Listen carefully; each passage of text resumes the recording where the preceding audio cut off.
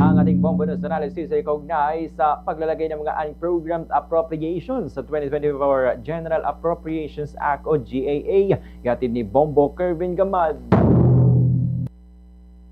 Muling tumambad sa publiko ang isang mahalagang paalala tungkol sa tama at responsable, higit sa lahat konstitusyonal na pamamahala ng pondo ng bayan. Sa concurring opinion ni Supreme Court Associate Justice Ramon Paul Hernando, tinukoy niyang unconstitutional ang paglalagay ng unprogrammed appropriations sa 2024 General Appropriations Act o GAA. Sa madaling sabi, may seryosong problema sa paraan ng pag-allocate at paggamit ng pondo. Isang problemang hindi dapat binabaliwala, lalo na sa panahong bawat pisong pera ng taong bayan ay mahalaga.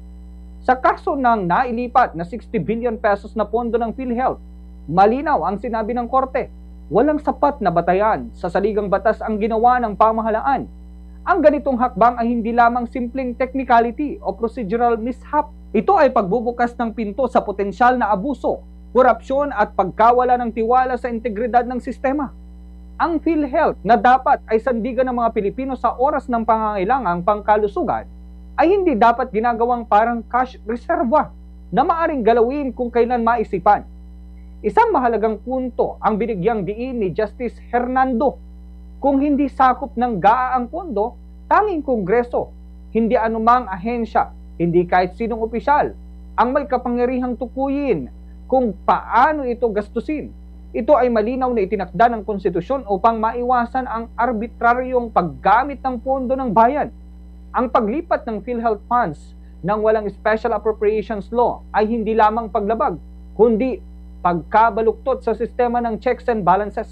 Dagdag pa rito, malinaw na kinilala ng Supreme Court ang kalabuan ng probisyon ng GAA tungkol sa unprogrammed appropriations, lalo na ang paggamit ng terminong fund balance na hindi man lang ipinaliwanag ng maayos. Ang ganitong uring ambiguidad ay hindi simpleng poor wording.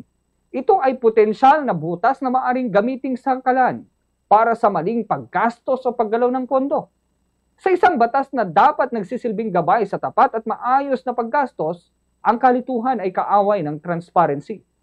Pinawalang bisa rin ng Korte Suprema ang Provision 1D ng 2024 GAA at DOF Circular 003-2024 sapagkat nakakansila ng mga umiiral na batas, kabilang na ang Section 11 ng Universal Healthcare Act at ilang probisyon ng Sin Tax Law. Maliwanag na sinabi ng UNCA na hindi maaring galawin at ilipat ang reserve funds ng PhilHealth. Ang reserbang ito ay para sa seguridad ng mga benepisyaryo at pagpapatuloy ng serbisyo. Kapag inilipat ang pondong ito sa national government, inilalagay sa alanganin ang mismong layunin ng batas, pampublikong kalusugan. Sa huli, ang desisyon na ito ng Korte Suprema ay hindi lamang teknikal na pagwasto. Ito ay paalala na ang pondo ng bayan ay hindi laruan. Hindi ito dapat galawin ng walang malinaw at konstitusyonal na batayan. Sa panahon ng kawalan ng tiwala ng publiko sa mga institusyon, ang transparency at pagtalima sa batas ang tanging paraan para maibalik ang kredibilidad ng pamahalaan. Simple lang ang mensahe. Ang batas ay hindi dapat nilalaktawan, lalo na pagdating sa pera ng taong bayan.